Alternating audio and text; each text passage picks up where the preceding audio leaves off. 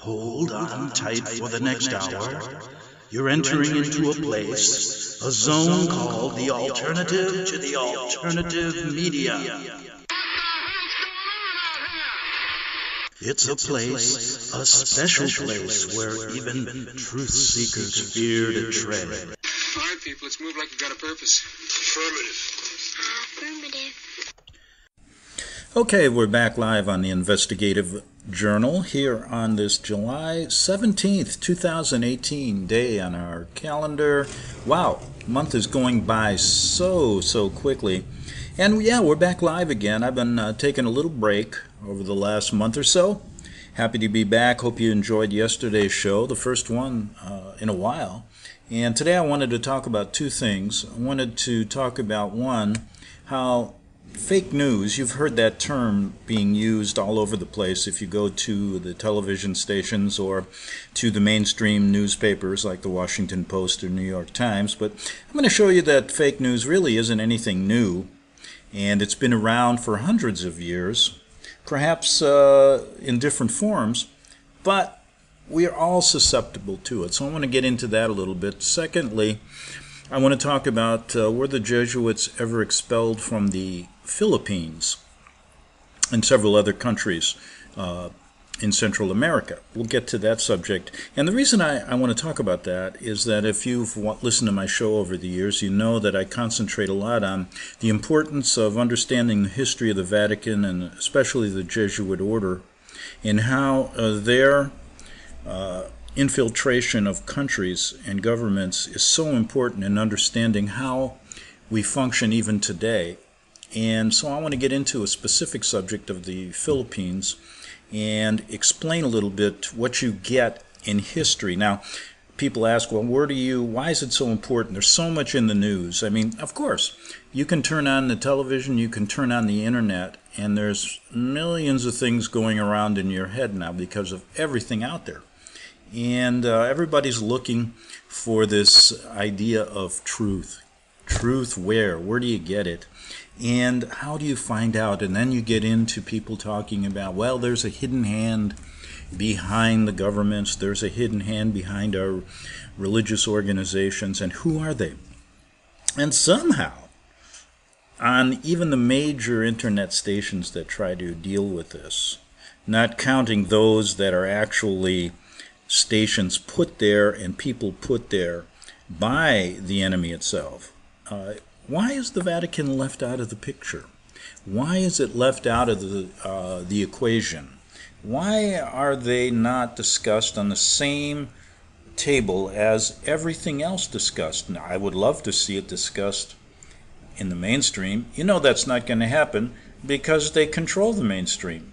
And they're not, the only way they can get away with things is by not knowing who they are, by keeping the truth from you. Now you go to the internet and you're going to get some of the top guys who will mention the Vatican. 10 years ago they would say anybody who talked about it was crazy, but now they give you this story that, oh yes, there's an evil hand in the Vatican and the good guys at the Vatican and the Jesuits are trying to correct everything because the papacy is, is at its core good. And that's not really what I'd like to talk about. Although I'd like to see that at least on the table. But it goes even deeper than that. And the question becomes, why can't we get this story out? Now, I started learning about it when I lived in Italy for 7 years and went there as dumb as a doornail, not knowing anything, and started to understand what was going on because of the time I was just lucky. I was there during the Vatican bank scandal, and that opened my eyes to a lot of things. And pretty soon, I just continued researching, and all these people that have done it in the past, I find it interesting that there was more written about them and the truth behind, or what could be considered the truth, at least put it on the table and let people decide whether it's the truth, about what these guys are at the Vatican and the Jesuits were all about. And as the years have gone down, you get less and less and less. And their goodness is propped up more and more and more. So let's talk a little bit about were the Jesuits ever expelled from the Philippines. And it's an interesting story because the Philippines at the time we're going to talk about, this was right around the time of the American Revolution and a lot of revolutions going on. And one of the stories I always wanted to see put on the table was, did the Vatican and the Jesuits play a role in the American Revolution? And were they instrumental in pursuing the United States Constitution, as well as opening the door for Catholicism to creep into this country? Because back in the early days, Catholics and the Jesuits were not welcome here because of what was going on in Europe. So all of this, I believe, some of the little history I'm going to give you today, I think, is all tied together. And I'll present to you a couple things that you don't get even in the alternative news about the Jesuits, where they talk about their suppression, they talk about how they were kicked out of all these countries. But the question becomes why, and even those who are considered esteemed scholars of Jesuit history, I've only met a couple of people that really discuss it. And that's interesting. And sometimes it's what's not discussed is where you look for the truth. And my premise has always been, I don't know. I'd like to put everything out on the table and let people decide. However, we know that a hidden hand controlling, whether it be our country or another one, can only function in the dark. So, yes, in 1768, the Jesuits were thrown out of the Philippines, and they were allowed to return, I think it was somewhere around 1859. So let's look at this. In 1759, Portugal, issued a royal edict banning the Jesuits. This had a domino effect. Now, we're talking about a time that's important in European history as well as American history, because what's really important, folks, what have I said for years on this show? It's important. Let's say you live in America and you're an American citizen and you're now fighting for the views of the left-wing party, or you're fighting for the views of the right-wing parties, and you're fighting for freedom in your country, you're fighting for a constitutional republic. But do you really understand how your country was formed and who was really behind it? That takes a lot of work, because if you want to just read what they tell you in the history books, my friends, you're going to be sadly surprised when you see that history somehow took a different turn when you start uncovering books, uncovering information that has been withheld from mainstream universities, from mainstream high schools, and even to a fact, and I find this interesting because I talk to people in Canada who read American history, and it's a little bit different than what we read in the United States schools, and it doesn't paint such a pretty picture as they paint in our history books. So even in our neighbor to the north, kids that are studying about American history get a little bit different story. So can you imagine, when you really start looking into the history of your country, what you could find out? And I think that if you're going to open your mouth today for a cause, if you're going to open your mouth for something that's important to you as far as how your country's proceeding, oh, the Constitution's being destroyed, I want to do this, I want to do that, then I think you have an obligation to understand a little bit about what we're going to talk about today. So like I said, in 1759, Portugal issued a royal edict banning the Jesuits. This had a domino effect of Jesuits being expelled from various European countries. France in 1764, Malta and Sicily in 1767, Austria and Hungary, to name a few, in 1782. Quite interesting. Also, we'll get into a little bit later, I'll talk about when they were expelled from Mexico during that period of time. And I'll even talk about how many Jesuits were in Mexico back then and why they were expelled. Now, in 1768, like I said, the Philippines, which was really a colony of Spain, like Mexico was during that period of time, issued an edict completing the deportations of the Jesuit priests. Okay, now why was it important to get rid of them? Well, at that particular juncture, the Vatican, this is what you get when you go a little bit deeper. You're not going to get this in the American history books, okay? Because they'll say that's not important, but it really is. But what you're going to get in the mainstream anti-Jesuit view is that they were expelled because the Vatican was feeling the financial effects and the brunt of their mischievousness in trying to overthrow countries. And so the Vatican basically issued an edict that we should get rid of the Jesuits. But really, is that what happened? Well, okay, let's put that on the table. But could it be something else?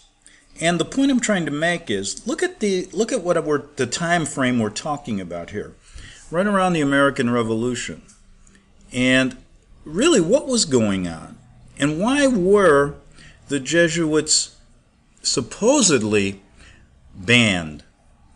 Was there something going on that we don't understand, even what most of these Jesuit scholars talk about, the anti-Jesuit scholars talk about? And could there have been something more? And I think you have to look to Portugal and a court case that was going on at that time that really opened the door. It was a springboard for all of these expulsions of the Jesuits. And guess who provided the information to get rid of the Jesuits? It was actually the Jesuit general at the time, Lorenzo Ricci, who, purposely, you could say, testified at this Portugal hearing, court case, because what was happening, there was a high-level Jesuit priest that was put on trial for many different crimes and many different, crimes concerning stealing of money, things like that. So he was put on trial, and instead of Lorenzo Ricci, the Jesuit general, coming to his rescue, he basically came and told everybody about the deviousness and the mischievousness of the Jesuits, opening the door for everyone else, like I said, this domino effect, to say, yes, look at what they're doing. They're overthrowing the country here. They're stealing money here. They're trying to change even the, monarchies were, attempting to centralize and secularize political power. And they viewed the Jesuits as being too international, too strongly allied with the papacy. And so what happened was the Jesuits on the surface were expelled supposedly by the papacy. Now, I would like to present the idea that, one, even today, the papacy and the Jesuits can't function without each other. And I believe it was the same back then. And I believe that what should be talked about is, was there a plan to bring down the Jesuits so they could work underground, making all of their enemies think they didn't exist anymore? And when you think your enemy doesn't exist anymore, isn't that when you are most vulnerable? That's according to Sun Tzu's Art of War. And guess who first translated Sun Tzu's Art of War? Was the Jesuits and Lorenzo Ricci. So did he have a plan? And what gives me information that he may is the facts that he went to this court trial not to hide what the Jesuits were doing or present a case that, listen, we're innocent. He exposed all of their deep crimes and gave it right to the judge, which caused that domino effect to spread throughout Europe. And people like to give the figure of 81 countries or 82 countries have expelled the Jesuits. So really, was there something bigger going on here? Now, we know at the time that the Vatican and the Jesuits and a lot of people that were working together with them had their sights on the New World, America. How were they going to get in? And so I believe that it should be discussed that this same Jesuit general was instrumental in providing a lot of the intelligence and a lot of the strategy to get France and England at odds to bring about the American Revolution. So in the end, our founding fathers, many, if you start checking out their connections, had connections to Ricci and the Vatican and the secret societies they were creating through Freemasonry to open up the door of America to Catholicism in order that they could expand here in the country. And what has happened? Of course they've expanded here. From one archdiocese in Georgetown, next to the White House right now, to, God knows, the second largest landowner in this country. No taxes are paid. And their strength, their Jesuit strength, has grown tremendously, and I believe hidden from the view of most people. And I think when you look back at this history, you have to put this story on the table, especially when you view the evidence behind it. So I'm not saying, I'm just wanting it to get out. Look at all these, during the period of time in 1759 Portugal, then we have 1767 Austria, all these countries getting rid of the Jesuits. And the Philippines implemented this edict in 1768. Okay, still later. Now, here's what the interesting part is. On July 21st, 1773, Pope Clement XIV published the papal brief, Domine Sancta Redemptor, for the suppression of the Jesuit society. And as most, like I said, as most even anti-Jesuit scholars who look at this story are stating that the Vatican had seen the light. They could not long, the Jesuits had gone over the deep end. And at the time, there were somehow almost 23,000 Jesuits worldwide, 49 provinces, 669 colleges all over the world, and over 3,000 missionaries worldwide. And if you name a country, just take a dartboard and throw it at a country, and you'll even back then, during the 1700s, you'll find a Jesuit there evangelizing, right? Hit China, they were there. So the question is, did they defy the deportation orders of the Philippines or the other countries? And what you're going to see is that in what I'm going to call anti-Jesuit mainstream history, you're going to say, oh no, they couldn't have. They were all told to leave and they left. But could that really have happened? I mean, we've shown stories that they remained in Russia even at times when Russia had kicked everybody out. And they still had a university there, Tiflis, where Joseph Stalin used to go for safe haven. So were they actually deported, like the history books tell us? And many will say, yes, they weren't. They were no longer a factor. However, is that really true? Could it be that they were even a hidden, stronger enemy after the suppression by Pope Clement, the papal brief he issued back in 1773, right around the time of the American Revolution and the founding of America? Where were they? So anyway, think about that. Where were they? And I think you have to think about, they were just still operating as they always were, but even stronger because they were hidden.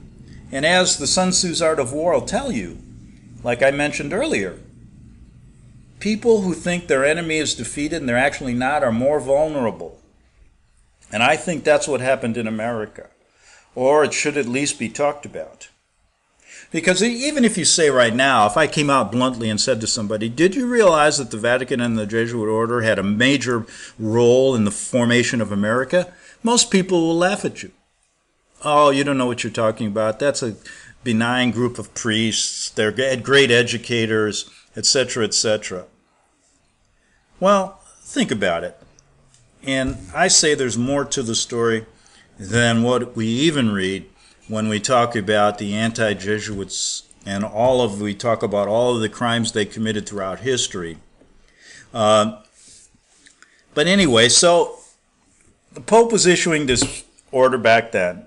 Among all religious orders in the Catholic Church, the Jesuits, as the Pope's militia, they've always been the Pope's militia from the time they were formed in the mid-1500s to suppress the Protestant Reformation to this very day.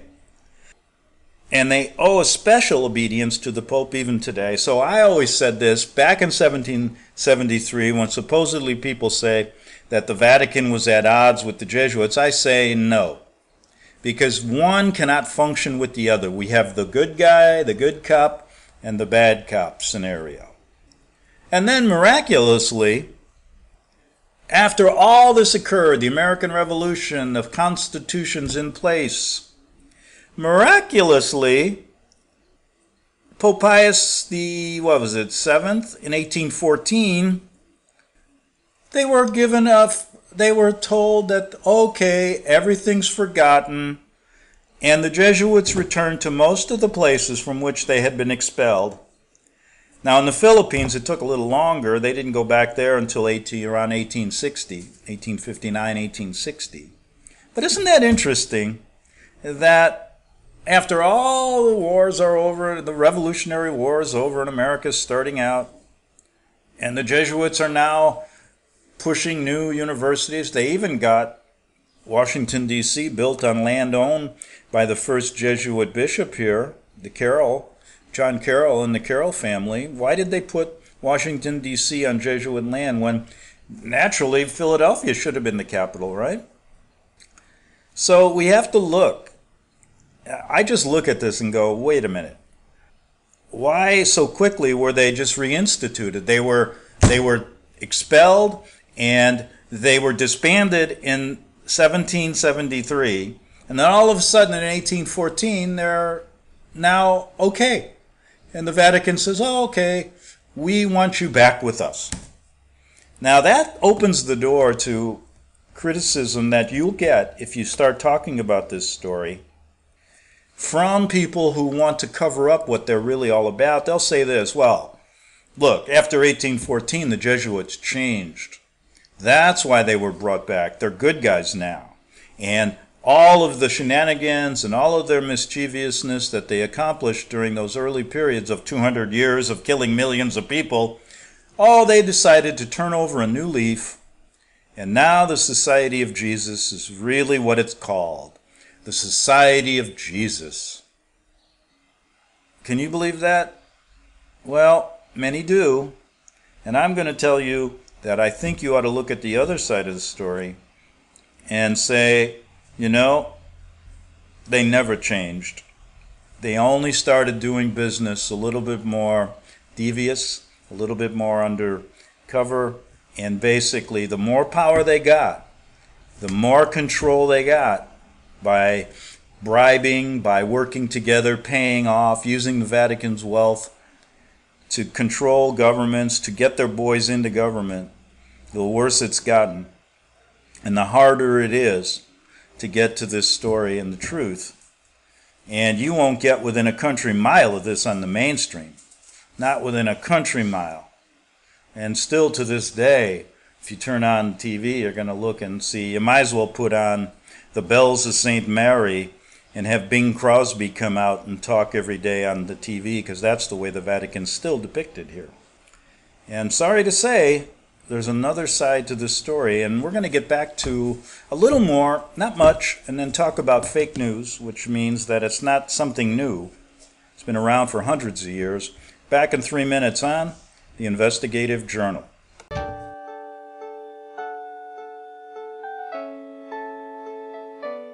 The program you are listening to is 100% sponsored by you, the listener, on this First Amendment Rights Media channel.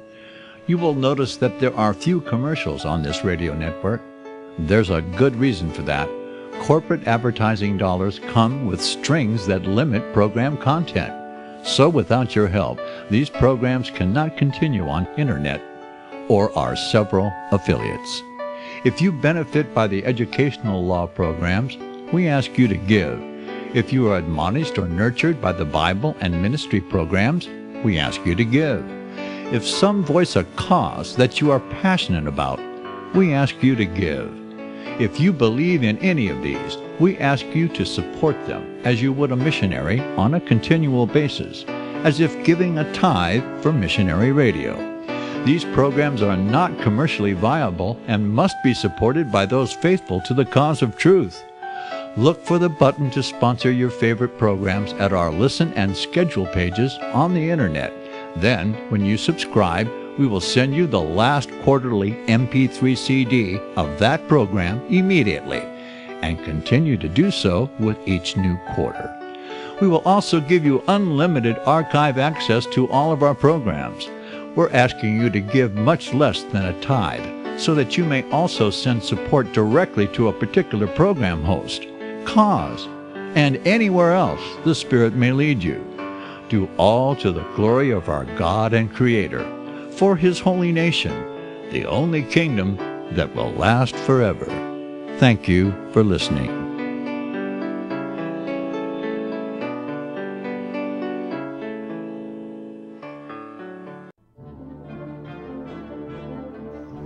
Visit crosstheborder.org, CROSS, crosstheborder.org, to get your print, EPUB, or PDF version of Nicholas Arthur's new book titled When the Third Temple is Built. That's crosstheborder.org.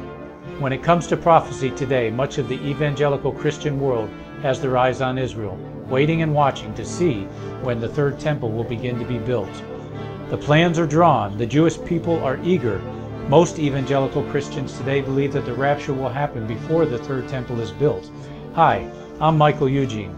I was taught that Daniel's 70th week was in the future. Is that really what the Bible teaches? Have we searched the Scriptures and found this to be true? Why is it so important for a re-established Israel to build a third temple in Jerusalem? Is it necessary to build a temple on the same location already occupied by the Dome of the Rock? Is it necessary for sacrifices to take place in the temple on Temple Mount? Is there really a rapture followed by 7 years of tribulation? What is the New Testament temple? Can we identify history and prophecy? Who is the first beast in Revelation chapter 13? Who are the 7 kings in Revelation 17?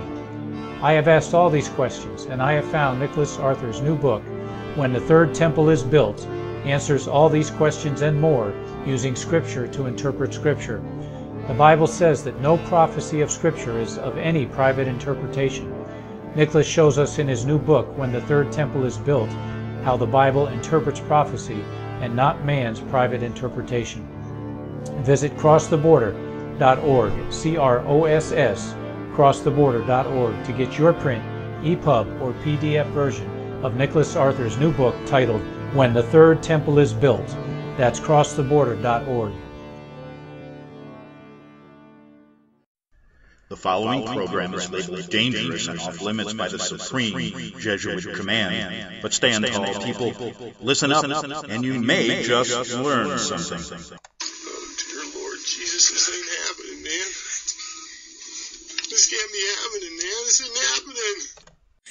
Okay, welcome back to the second half hour of the Investigative Journal on this July 17th, 2018 day on our calendar. Greg Anthony here on First Amendment Radio. And if you want to go to my website, go to Greg Anthony's Journal.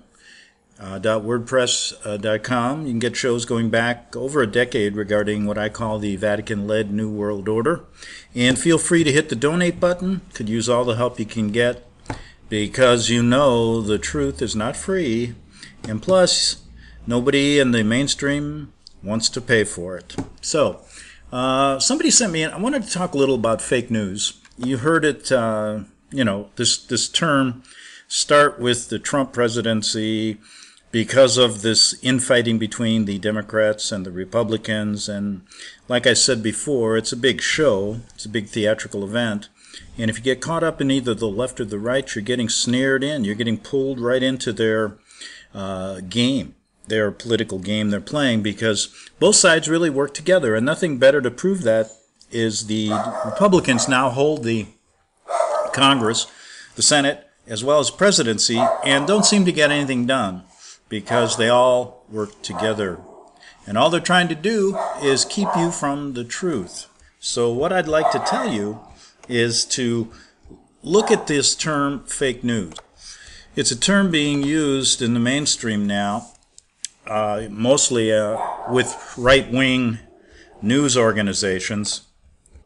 It's being used by right-wing news organizations and people on the political side of the aisle against basically, well, the left wing controls most of the newspapers, and what they're saying is that the right wing's getting a bad rap, and they're constantly lying about what we're doing, and fake news started. But this has been going on for a long time, and I was sent an article by Emmanuel E. Garcia, and he talks a little bit about some of the things that truth seekers talk about. And I thought I'd paraphrase some of the article and discuss the topic that fake news is nothing new. You can go back to 9/11. The story about 9/11 is nothing more than fake news given to you by the mainstream. Go back to Pearl Harbor. You can even go back to the American Revolution, like we were talking about in the first half, and see that fake news was alive and well, from the foundation of our country to this day. Now, as far as Mr. Garcia says, he says there's nothing new. It's, in less glamorous terms perhaps, it was known as subterfuge, lying, deceit, deception, advertising, or public relations.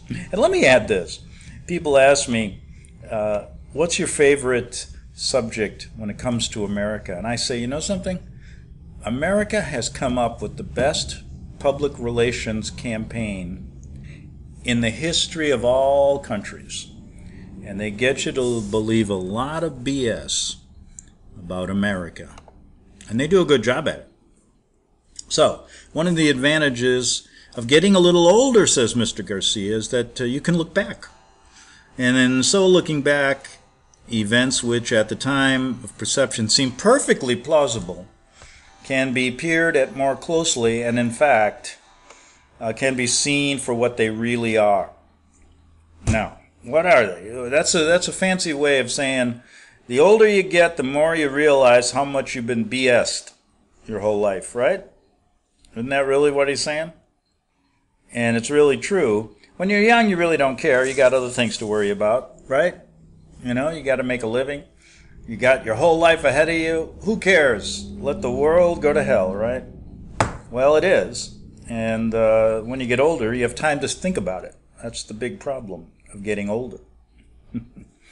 So Mr. Garcia goes on to say, thus, Pearl Harbor, the dropping of the atomic bombs. Now, there's a lot of information out there that nuclear weapons don't even exist. I love that story.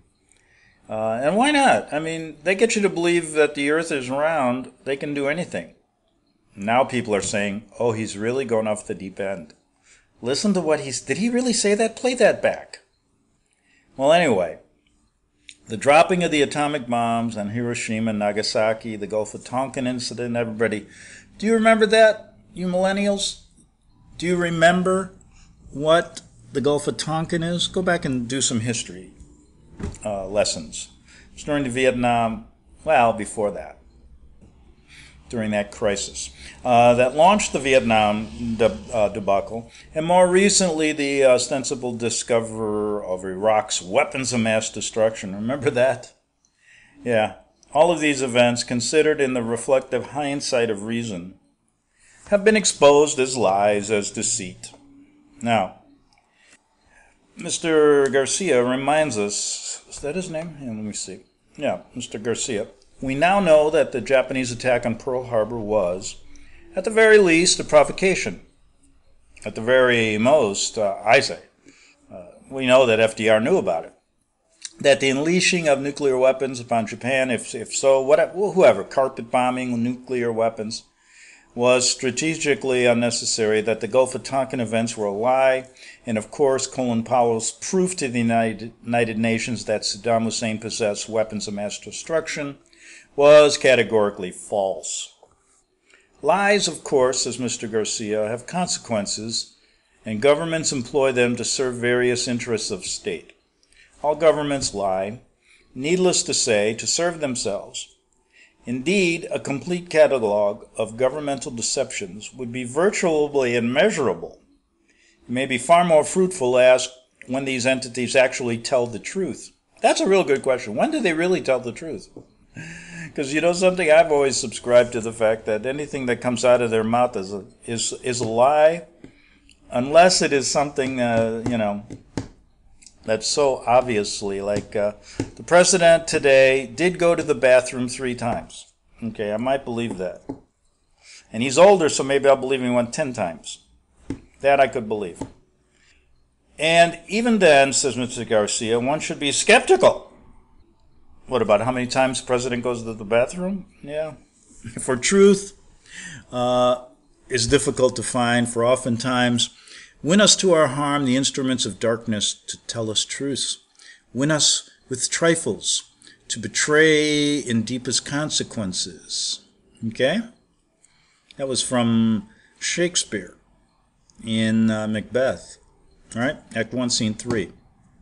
I took that off the top of my head. Right. And go back to my shows, and we talk about how Shakespeare never wrote those plays. That's an interesting study.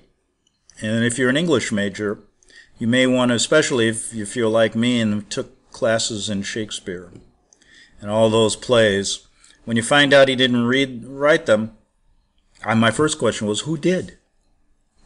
And that's an interesting study. Now, Mr. Garcia goes on, in casting my eye over the very vast array of state deceptions during my lifetime, going from JFK's assassination by a lone rifleman to the implosion of the World Trade Towers on 9/11, Mr. Garcia never thought to question the Apollo moon missions. I like when he brings this up because we here on the Investigative Journal have questioned all of those and have come to the conclusion that we never went to the moon. We never went to the moon. Okay? Never. Okay, like I said, he's talking about he never thought about the moon missions. We've thought about that years ago, but I'm glad he's thinking about it because I'm telling you, if you start looking at it, you'll realize that we never went to the moon.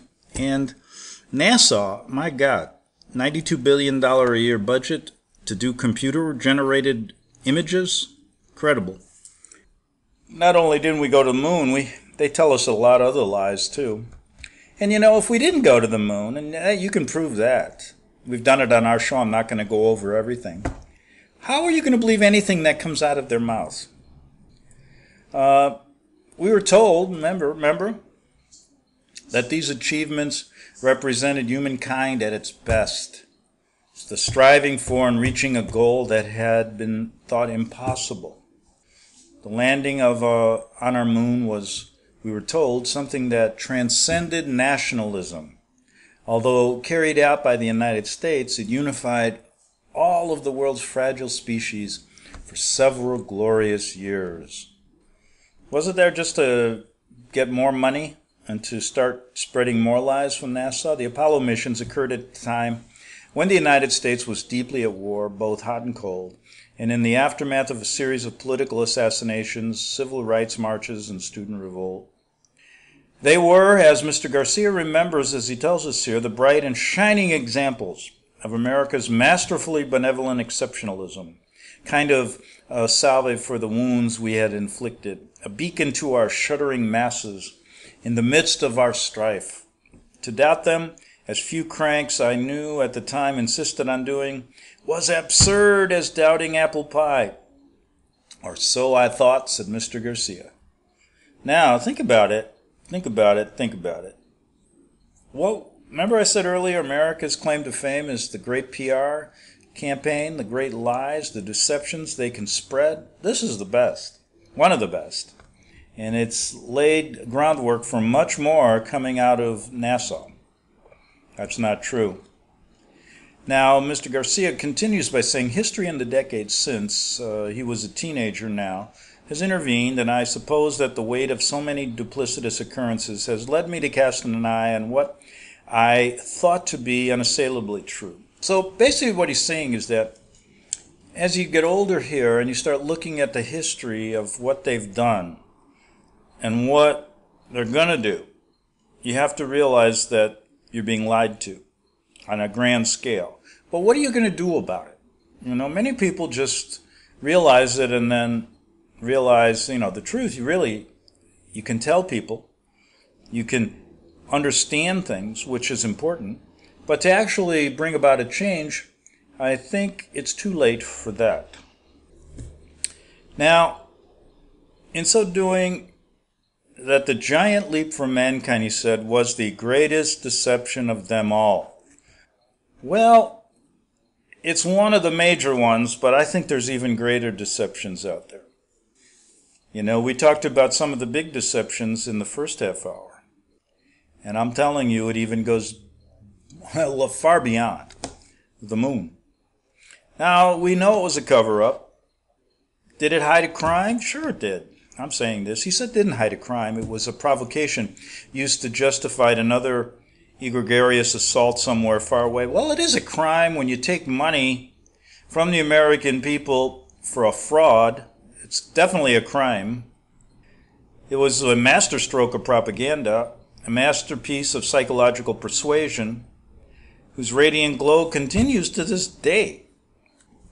And he asked the question, how could a state capable of such powerful magnificence be so tawdry, bellicose, and relentlessly destructive? Impossible, unless one is willing to face the very heart of the evil of power. And that's a good statement, because we try to discuss who is behind this evil of power. Now, Mr. Garcia says, I write therefore not to persuade, but to invite my readers, however few, to question, to bear with me as I raise my own questions. There are so many improbabilities in the sequences that led to the Apollo moon landings that I can hardly do them justice. Others have delineated and described them well, as they include the absence of a stepwise testing protocol, numerous photographic anomalies, and the lack of any independent verification of NASA's claims. And I add, go to a video done by a guy I interviewed many times named Bart Sibrel. It's called A Funny Thing Happened on the Way to the Moon. Interesting evidence. And you'll walk away from that going, boy, they really put one over on me. Now, rather than attempt to manage this morass, Mr. Garcia wants to direct us to a compact handful of works which I believe are worth investigating. Okay, but in passing, I will mention a few of the anomalies that caught my reflective eye. The absence of dust I always love to go back and look at some. The absence of dust on the landing pads of the lunar module, the lack of a crater underneath the LEM, the lunar excursion module, which would have been formed by the rockets thrusting for descent, and the repetition of the identical background images in ostensibly different lunar locations. And I add, go to that video I mentioned, The Funny Thing Happened on the Way to the Moon, and you will find a categoric evidence, because Mr. Sibrel got from NASA a mistaken video that actually showed the astronauts faking the moon landing, or faking going to the moon, and how they did it in the module, not going even close to where they said they were. And then go to his funny, he did another documentary called Astronauts Gone Wild. He gets punched by one of them. So it's very interesting. So I guess we could say, on top of everything else, if they've lied to us about this, I don't know how anybody can turn on the TV anymore and believe a word that comes out of either the left wing or the right wing journalists. And I don't even know, we shouldn't even call them journalists anymore, because journalism is dead. Now, excuse me. He asked a really good question. We've asked this before. Why hasn't NASA, or anyone else for that matter, returned to a human being to the lunar surface since, they say, 1972? Could the astronaut spacesuits have protected them from the severe fluctuation of temperatures on the lunar surface? No. Could they have protected them sufficiently from cosmic radiation or dangers of micro territories? We failed. This goes on. He gives you a number of reasons why you shouldn't believe what they say. But here's the real kicker. Is there really outer space like they tell us? That's the question. And is the moon as far away as they tell us, and is it completely different? That's the real issue. You can talk about the Van Allen belt and all the radiation, but is that a lie as well? And he says, why are there no recent photos in the fine resolution of the relics of the Apollo missions left on the lunar surface? A great question. Where are the stars? So what he was really trying to show you is how maybe Stanley Kubrick did it all in a movie studio. Okay. So we talk a little bit about the grand lie. Let's move on a little bit. And we talk here about the Apollo spacesuits supposedly weighing in at 180 pounds each, including the backpacks. Incredible. And he goes on and on and on, talking about the anomalies and how there is no way that we could have went to the moon. Okay, let's move on a little bit in his article. And he says, and I feel this way too, he says, part of me would like to believe in this glorious myth. Part of me would like to believe in a lot of these myths that are told to me in my life. It would be a lot easier, wouldn't it? To believe that these people that are in power are really here for the better good of humanity. But to believe that they really went and walked and did what they were told they did, but once you realize really what happened, you can't. And the problem is that they have, when I call the world a political theater, I'm using that word literally. It is a theater. And they've gotten to a point where we don't know the difference between a Hollywood movie and reality. And really, my question is, what you watch in reality is actually more of a fantasy than what you watch in Hollywood sometimes. Now, he says, as a part of me would still like to believe this myth, to believe that they really went and did it, but he can't. And he wants to conclude with two quotations from John F. Kennedy.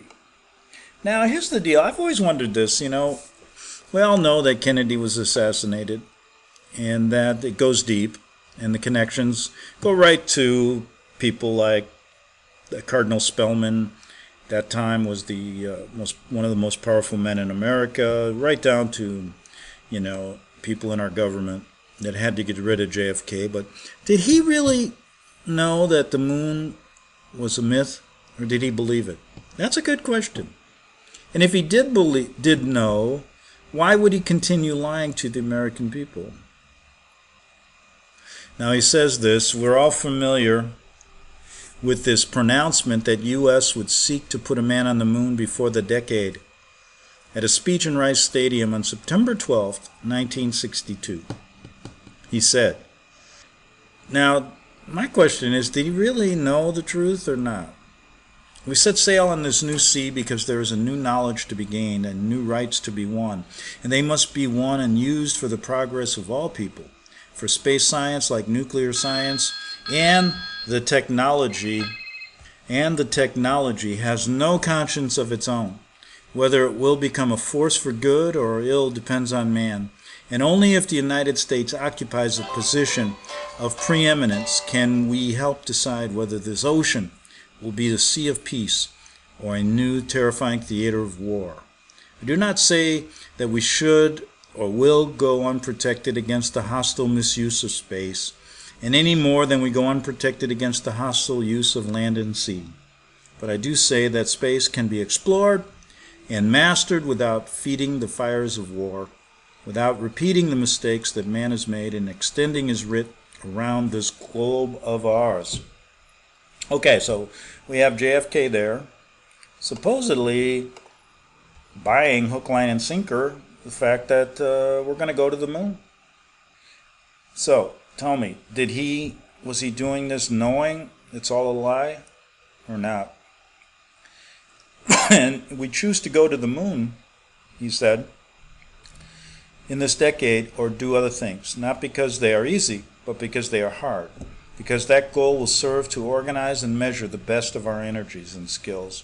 because that challenge is one that we are willing to accept, one we are unwilling to postpone. Okay, so we know the myth that was spread after that, and we know that Kennedy was assassinated. And was it because he was playing part of the game with them?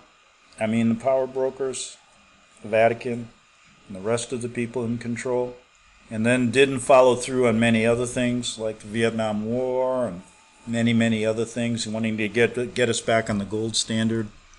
So I guess the real lesson is either you play ball totally on our team or you don't play at all.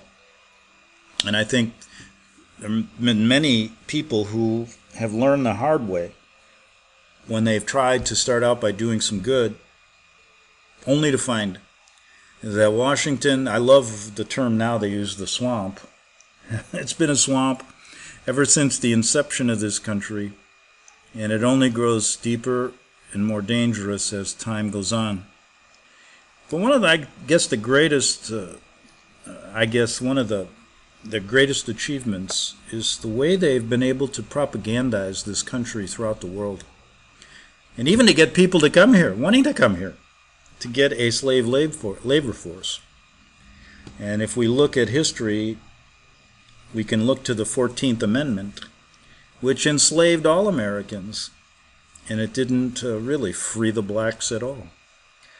So, check that out. And that's an interesting point in history, too. What happened during the Lincoln assassination, and he was assassinated by the same evil hand that did in Kennedy. And there were a number of other presidents that didn't play on the team totally. Didn't play ball totally with the power brokers at the top. Okay, enough of that today. And we'll be back again tomorrow on the Investigative Journal. Again, go to my website at greganthonysjournal.wordpress.com. Get shows going back 10 years. And don't forget to hit that donate button. See you tomorrow on the Investigative Journal here on FirstAmendmentRadio.com. The book of Revelation says, "The spirit of prophecy is the testimony of Jesus Christ." This is at the very heart of FirstAmendmentRadio.com. In that spirit, we have created the Prophecy Reality News app for all of your mobile devices, streaming First Amendment Radio 24 hours a day, 7 days a week. Available for your Apple, Android device, and smartphone, absolutely free. Get the Prophecy Reality News app installed today so you can listen to First Amendment Radio wherever you are. The Prophecy.